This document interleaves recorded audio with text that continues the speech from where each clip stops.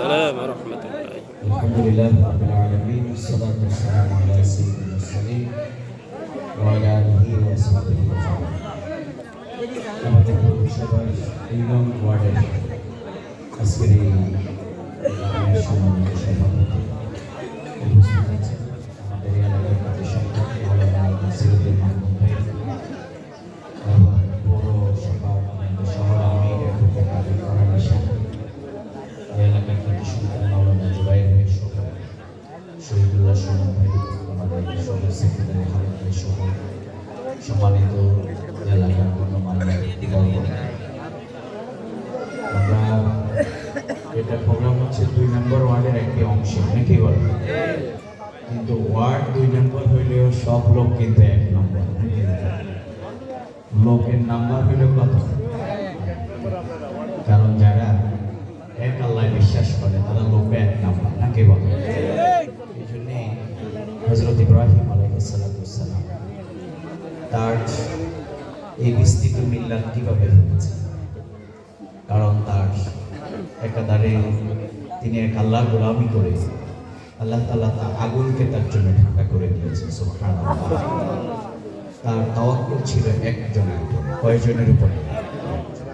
বলছে এখানে ফেললেই কিন্তু ইব্রাহিম তুমি তো জ্বলে সারখার হয়ে যাবে, তোমার জন্য আমরা কি করতে পারি? বলছে আমার জন্য আমার মাওলাই যথেষ্ট। আর আল্লাহ বললেন যে আগুনে পড়ে একটু পরে সারখার হবে, সে আমার উপরে তাওয়াক্কুল করেছে, তার জন্য আমি যথেষ্ট। সুবহানাল্লাহ। যে আল্লাহ আগুনকে বললেন যে আগুন তোমাকে তো আমি গরম করে সৃষ্টি করেছি, যেখানে লাগে সেখানে পুড়ে যাবে। কুলনা ইয়া নারু কুনি বারদান ওয়া সালামান আলা ইব্রাহিম, তুমি আমার গোলাম ইব্রাহিমের জন্য ঠান্ডা হয়ে যাও। সুবহানাল্লাহ। মুসা আলাইহিস সালামের জন্য আল্লাহ তাআলা সাগরের মাঝখানে রাস্তা করে দিয়েছে। মুহাম্মদুর রাসূলুল্লাহ সাল্লাল্লাহু আলাইহি ওয়াসাল্লাম তার হিজরতের সময় তার সঙ্গে ছিল আবু বকর আল্লাহ, কিন্তু বললেন ইয়া রাসূলুল্লাহ আমাদেরকে তো তারা দেখিয়ে ফেলে, আমাদেরকে তো তারা দেখিয়ে ফেলে।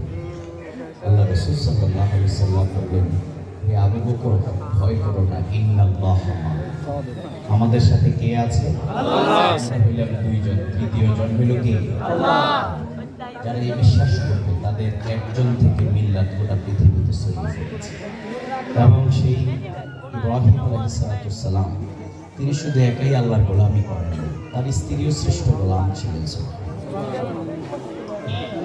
তার সন্তানকে যখন কুরবানির জন্য নিয়ে যাচ্ছে সাজিয়ে গুছিয়ে দিয়েছে।